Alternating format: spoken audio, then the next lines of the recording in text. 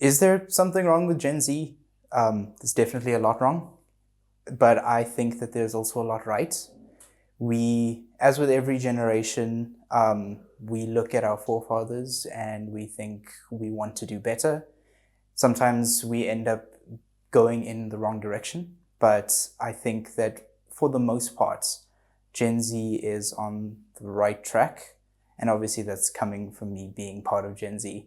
So I'm going to be a bit biased, but it is on the right track. And although, yes, we may not have the same work ethic or perceived work ethic, I don't think, as one of the complaints that I hear a lot, I don't think that that's necessarily a bad thing, because while we don't have the work ethic at our corporate jobs, you see a lot of Gen Z is far more into the arts, they're far more into being expressive and creative, into social activism, into things that aren't necessarily your job, but are still things that matter in the world. Some of the problems I do think, and some of the complaints that I hear a lot, are Gen Z's lack of work ethic, Gen Z's lack of direction. A lot of it is simply just, you guys are lazy. You guys don't want to, get up and work. At my age, I was doing this. At my age, my grandfather was doing this. And it's very unfair comparisons, I think, especially if you look at the economic standpoint. I look at my age, my parents were already married. They were buying a house. And I can't even imagine trying to do something like that in today's economy right now. So there are lots of different factors, and there are lots of different complaints, but I do think for the most part we're doing the best with what we have. I think the biggest generation gap is technology. The biggest factor of that generational gap. Of course, there's a generational gap through every generation, and technology plays a huge part. But going from the landline to a mobile telephone, that is probably the size of both my hands put together. Then going from that mobile telephone to more computing power than they used to put humans on the moon, that gap is significantly larger. And I always bring up the example that I was on the internet long before I was on the unregulated internet, the early 2000s internet.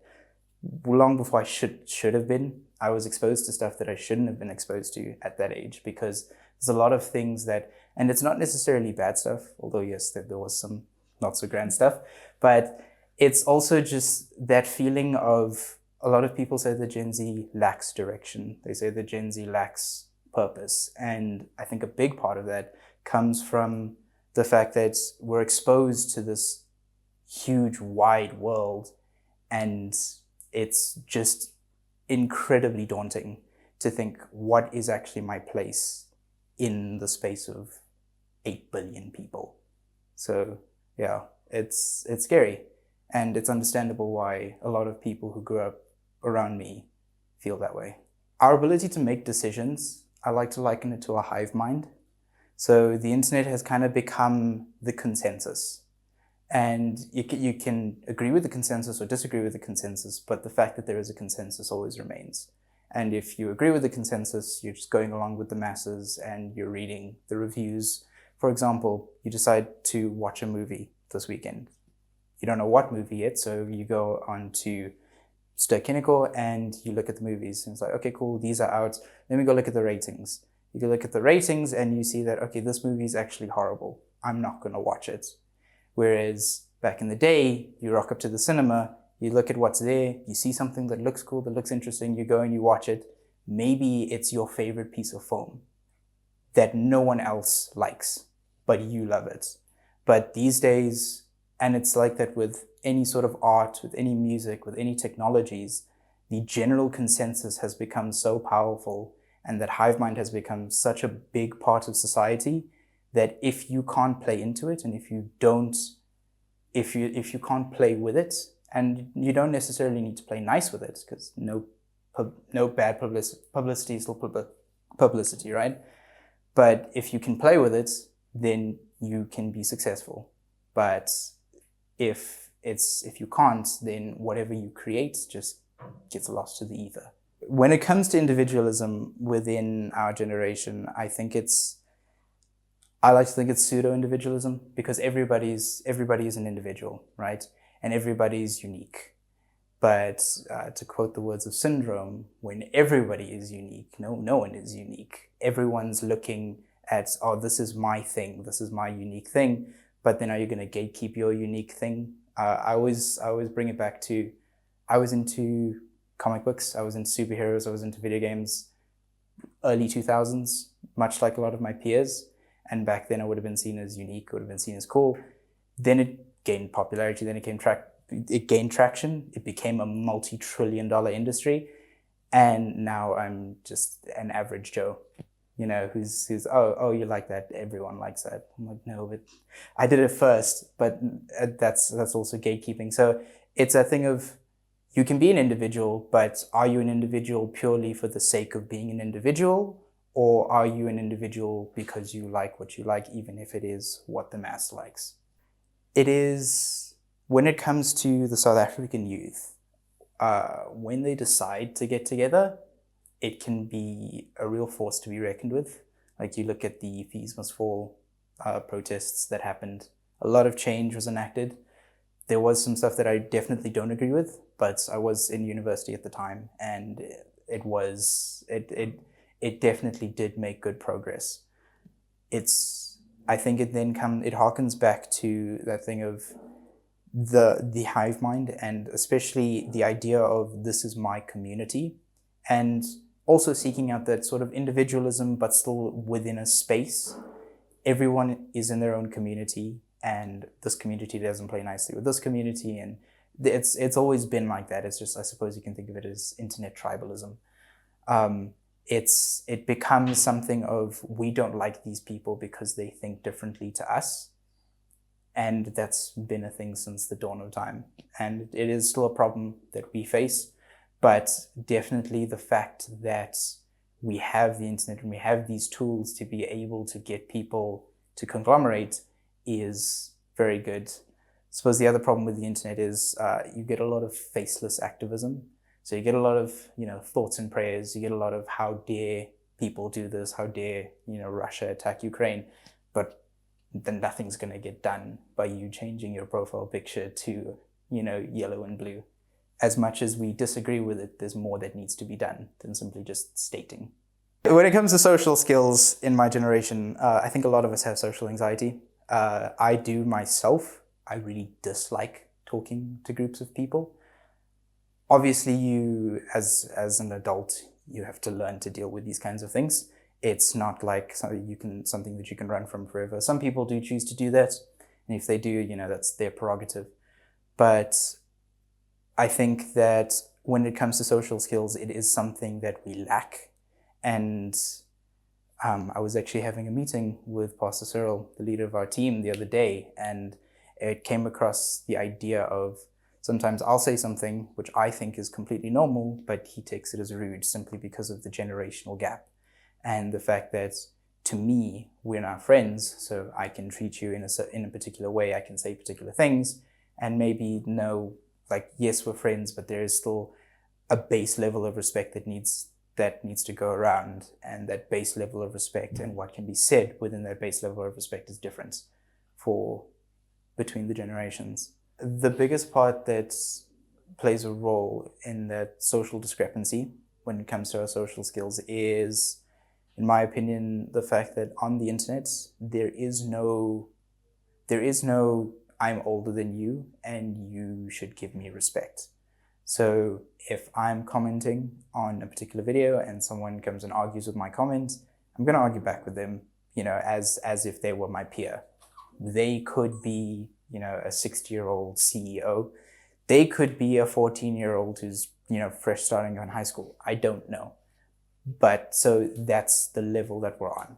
And obviously you can't take something like that to the real world, because you do owe respect to those that are older than you. You do owe respect to those who are in higher positions than you. That's just a fact. And I think that's part of the problem. Who controls the hierarchies? Who controls? Well, if you ask the older generation, they'll say the Rockefellers, right? But it's definitely something. So I keep bringing it back to a hive mind because I do believe most of it, and although yes, there is influence by companies, by corporations, there's influence by governments, there's influence by people with agendas, but for the most part, I do believe that it is simply just a coming together of an individual, right? And that's what I mean by I as an individual, for example, said that I like Marvel, I like superheroes, I like video games. I like these things. They appeal to me. And as such, I go onto a community that likes these things. And I come in, for example, disliking Superman but liking Batman. I'm one of the people that have this opinion. Bunch of other people come on, and eventually a group opinion forms to say that, okay, Batman is better than Superman. Why is that? Because more and more individuals join such a community, and it's just that idea of amassing and then averaging.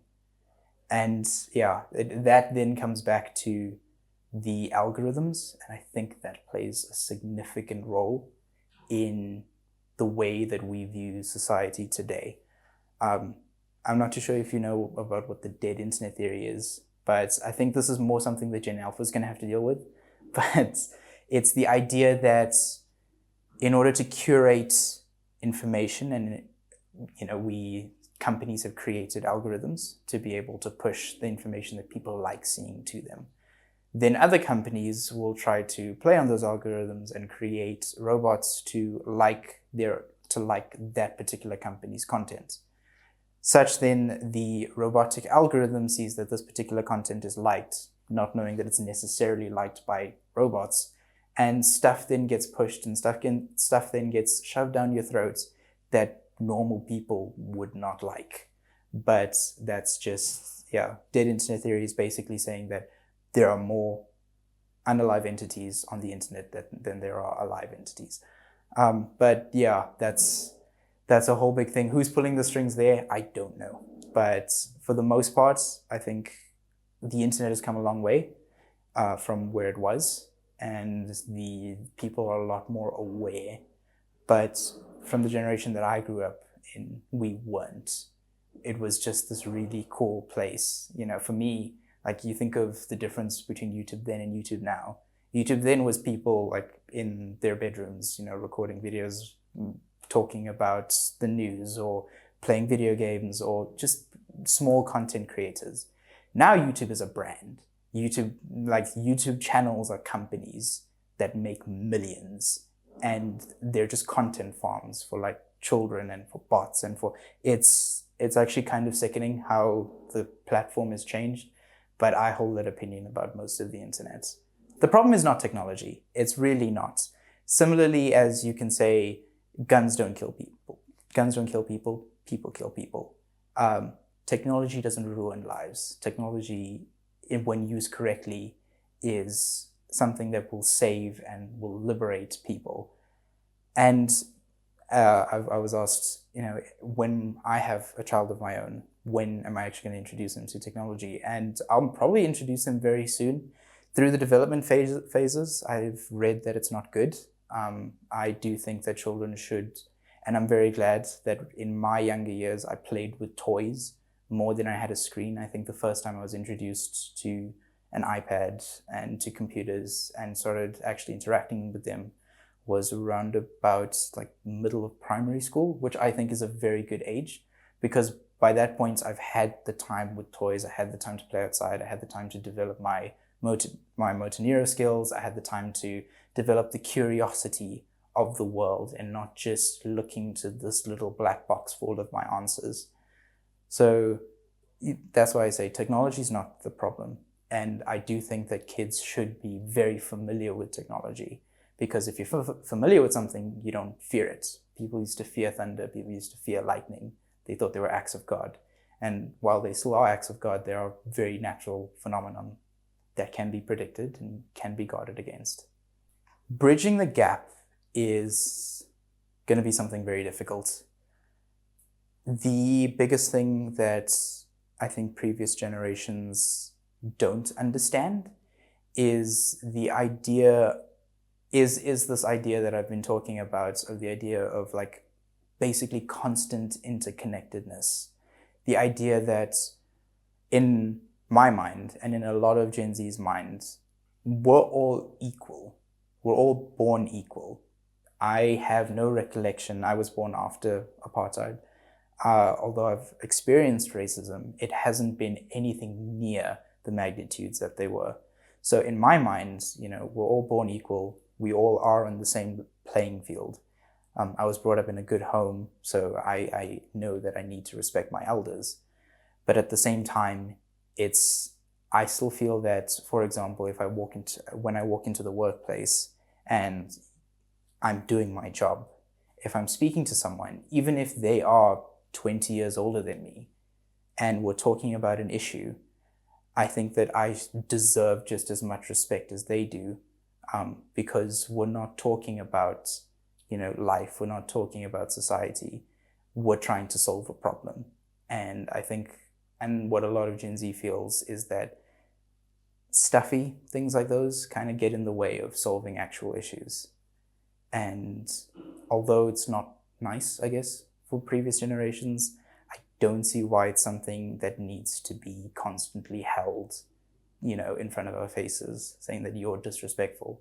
Because I respect you as a human being, and I respect you as an elder, but I'm sorry, if you're wrong, you're wrong. I'm sorry.